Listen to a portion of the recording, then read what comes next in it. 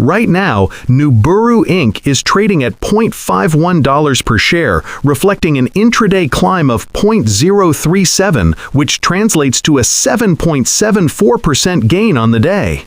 Seeing a spike like that on a stock with a sub-$1 price point immediately triggers a specific kind of investor interest. The expectation is that you've stumbled upon a hidden gem, a piece of high technology on the verge of a breakout, available at a bargain bin price. But that initial surge of optimism is based on a dangerously incomplete picture. The reality of Nuburu's situation is not a story of imminent technological triumph, but one of a desperate and brutal fight for corporate survival, where today's gain is less a sign of strength and more a flicker of volatility in a stock facing existential threats. The real narrative here has very little to do with the promise of its blue laser technology and everything to do with the cold, hard mechanics of stock market listing requirements and severe financial distress. Many traders, perhaps using a platform like the Robinhood app to scan for daily movers, will see this and think they've found an opportunity. The company operates in a field that sounds undeniably futuristic: high-power industrial blue lasers. The applications are compelling, particularly in welding copper and other reflective metals, a critical process for manufacturing electric vehicle batteries, consumer electronics, and components for the aerospace industry. The general belief is that if you can get into a company with such seemingly essential technology this early and this cheap, the potential upside is enormous. It feels like buying into the next big thing before the rest of the market catches on. Some might even consider it a speculative addition to a portfolio managed through services like Schwab Intelligent Portfolios, though that would be a highly aggressive allocation. This line of thinking, however, glosses over the fundamental sickness within the company's financial structure and its precarious position on the public market. Challenging this common perception is crucial because treating Nuburu stock as a simple growth play is a significant miscalculation. The recent stock movement is not being driven by a new landmark contract or a technological breakthrough. It's being driven by the aftershocks of a 1-for-40 reverse stock split executed just a few months ago, a move designed not to create shareholder value, but to artificially inflate the stock price to avoid being delisted from the NYSE American Exchange. This is a classic sign of a company in deep trouble, and any analysis that ignores this is setting investors up for failure. Let's dissect the recent trading activity more closely. A 7% or 8% gain seems impressive, but when the absolute price is around 50 cents, such volatility is commonplace and often meaningless. It can be triggered by a very small volume of retail buying, amplified by algorithmic trading. The average daily volume for Nuburu is often erratic, and days with significant price swings aren't always accompanied by the kind of heavy institutional volume you'd want to see to confirm a real shift in sentiment. Instead, what we're likely witnessing is speculative churn from day traders. These are not long-term believers building a position in their Fidelity brokerage account. These are traders looking to scalp a few cents of profit from the noise. The 1-for-40 reverse split is the elephant in the room.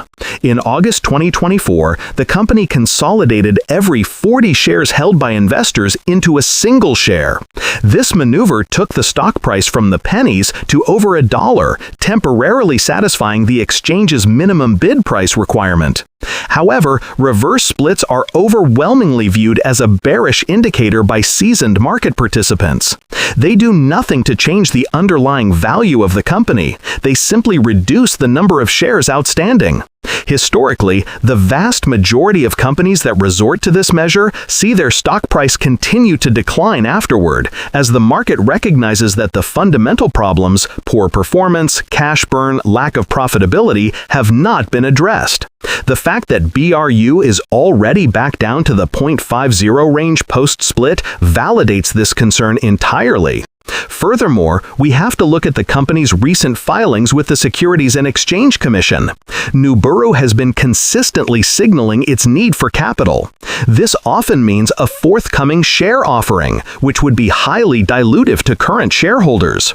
When a company sells more shares into the market, it increases the total share count, meaning each existing share represents a smaller percentage of ownership in the company. For a company like Nuburu, whose financial position is already so fragile, another round of equity financing at these depressed price levels would be incredibly damaging to investor value.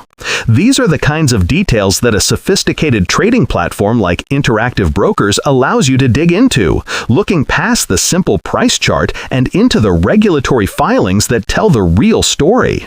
The macroeconomic environment only makes matters worse. We are in a period of higher interest rates, which makes it more difficult and expensive for companies, especially unprofitable ones, to borrow money or raise capital. The easy access to funding that characterized the last decade is gone. For a company that is burning through its cash reserves at a significant rate, this backdrop is a formidable headwind.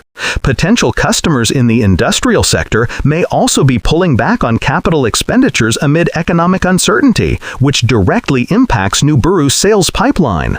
So while the company's technology is designed for growth industries like EVs, its own financial instability prevents it from fully capitalizing on that potential.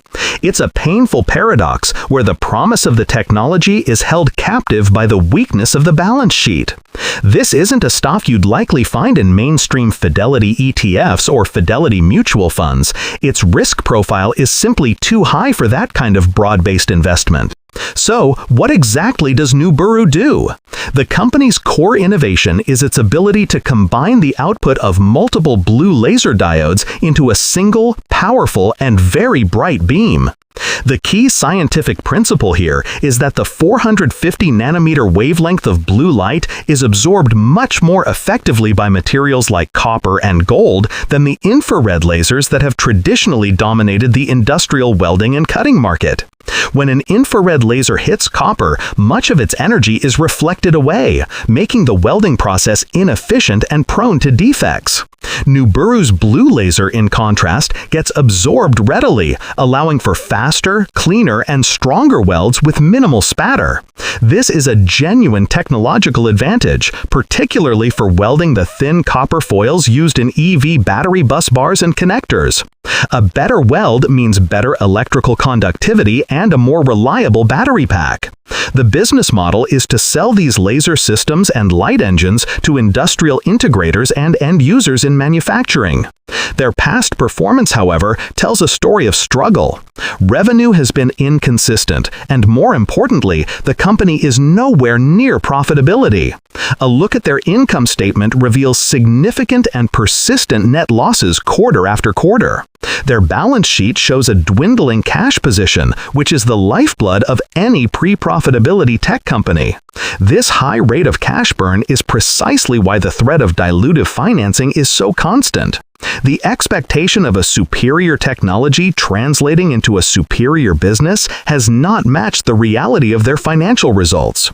The company went public via a SPAC, a special purpose acquisition company merger, a route that has produced a notoriously poor track record of performance for retail investors. Many companies that took this path were not ready for the scrutiny and financial discipline required of a public entity, and Nuburu appears to be another casualty of that trend. Looking forward, the future outlook for Nuburu stock is a study in binary outcomes. The bull case, the one that keeps speculators interested, hinges on the company securing a lifeline. This could come in the form of a major company-making contract from a large automotive or electronics manufacturer.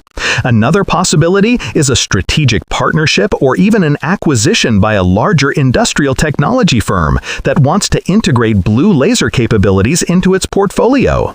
In this scenario, investors using a platform like SoFi Invest for SoFi Active Investing might see a sudden dramatic return.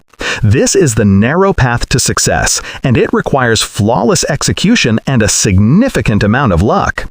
It's the kind of high-risk, high-reward bet that some people make through self-investing on investing sites, hoping to catch a falling knife at just the right moment. The bear case, unfortunately, is far more probable and grounded in the company's current reality. The most immediate risk is continued cash burn, forcing the company into a series of increasingly desperate and dilutive capital raises, which would crush the stock price further.